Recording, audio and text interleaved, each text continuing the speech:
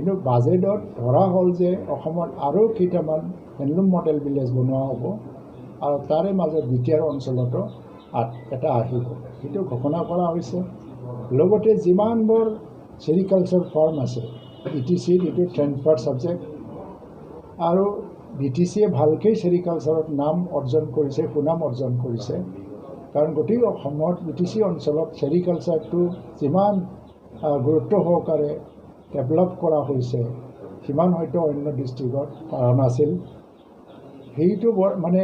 আগবঢ়াই লৈ যাবৰ কাৰণে যিমান চেৰিকালচাৰ ফাৰ্ম আছে সেইটো উন্নতি কৰা আৰু প্ৰটেকশ্যন দিয়া, সুৰক্ষা দিয়া, আৰু যিবিলাক পুৰণা হৈ গ'ল সেইটো আপৰুট কৰি পেলাই নতুন প্লেণ্টেশ্যন কৰা, সেইটোৰ কাৰণে আৰ্থিক সাহাৰ্য দিবৰ কাৰণে যিটো অনুদান বাজেটত ধৰা হৈছে। তাৰ বাহিৰেও আমি কিছুমান ইন'ভেটিভ কিছুমান আইডিয়া আমি ডেভেলপ কৰি আছোঁ যে হেণ্ডলুম ছেক্টৰত বিশেষকৈ আমি ঠায়ে ছাব ডিভিজন লেভেল, ডিষ্ট্ৰিক্ট লেভেলত আমি আমাৰ শিপিনীসকলে বৈ উলিওৱা যিবিলাক কাপোৰ সেইবিলাক আমি বিক্ৰী কেনেকৈ বঢ়াব পাৰি, তাৰ কাৰণে আমি মেজৰ ৰেলৱে ষ্টেচনবিলাকত ডিছপ্লে চেণ্টাৰ বা ট্ৰেড চেণ্টাৰ স্থাপন কৰাৰ সিদ্ধান্ত ইতিমধ্যে অসমৰ হেণ্ডলুম টেক্সটাইল ডিপাৰ্টমেণ্টে লৈছে, আৰু ছাব ডিভিজন বা ডিষ্ট্ৰিক্ট লেভেলতো ট্ৰেড চেণ্টাৰ কৰিবৰ কাৰণে সিদ্ধান্ত লোৱা হৈছে। আজি হৈছে যে এই প্ৰতিটো জনগোষ্ঠীৰ পৰম্পৰাগত কিছুমান কাপোৰ থাকে, যেনেকৈ আৰণাইটো এটা, ৰাভাসকলৰ আছে পাজৰ, মিচিংসকলৰ একক আছে, অসমীয়া গামোচা আছে। ঠিক তেনেকৈ আমি যিটো কোনোবা আলহীক আদৰিব লাগিলে বা কোনোবা সভা সমিতিত কাৰোবা সন্মান জনাব লাগিলে যেনেকৈ আমি আৰণাই পিন্ধাই পেলাই বা গামোচা পিন্ধাই সন্মান জনোৱা হয়, ঠিক তেনেধৰণৰ কাপোৰটো বিক্ৰী মানে যাতে বৃদ্ধি হয় তাৰ কাৰণে শিপিনীসকলৰ লাভৰ কাৰণে অসম চৰকাৰে ইতিমধ্যে প্ৰায় 80 কোটি টকাৰ তেনেধৰণৰ কাপোৰ কিনাৰ এটা সিদ্ধান্ত লৈছে আৰ্টফেডৰ জৰিয়তে। আৰু সেইটো আৰ্টফেডে কিনিব আৰু ডাইৰেক্টলি গাঁৱত যিসকল শিপিনী আছে, উইভাৰ্ছ আছে, তেওঁলোকে বৈ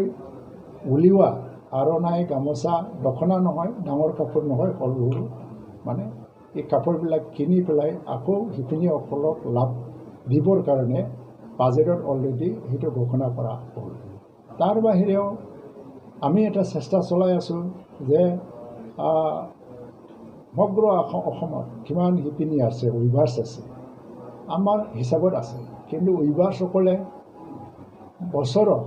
বা মাহত প্ৰতিজন উইভাৰ্ছে আৰু কোঅপাৰেটিভ ছ'চাইটিবিলাকে যিমান কাপোৰ বৈ উলিয়ায় আৰু সেইটো সমগ্ৰ অসমত কিমান হৈ যায় তাৰ হিচাপবিলাক আমি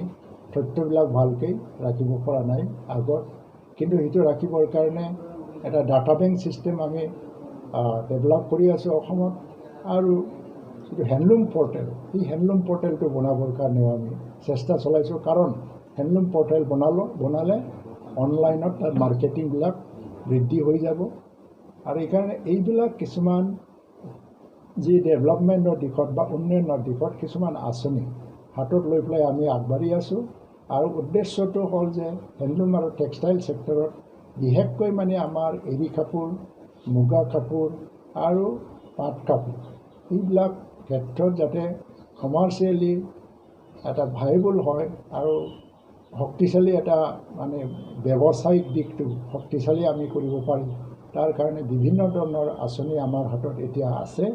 আৰু লাহে লাহে এইটো ৰূপায়ণ কৰি যাব। কিন্তু আজিৰ দিনত সেইটোৱেই আটাইতকৈ এটা উল্লেখনীয় এটা ঘোষণা আমাৰ ডিপাৰ্টমেণ্টৰ পৰা যে মালবেৰী সূতাটো এতিয়া 20% ছাবচিডিৰ ঠাইত 30%ত পাই যাব, 30%লৈকে বৃদ্ধি কৰা হৈছে। আৰু কটন যিটো সূতা সেইটো 30%ৰ পৰা 50%লৈকে এইটো 31 মাৰ্চলৈকে আমি ছাবচিডিটো দিয়াৰ কাৰণে সিদ্ধান্ত লৈছোঁ।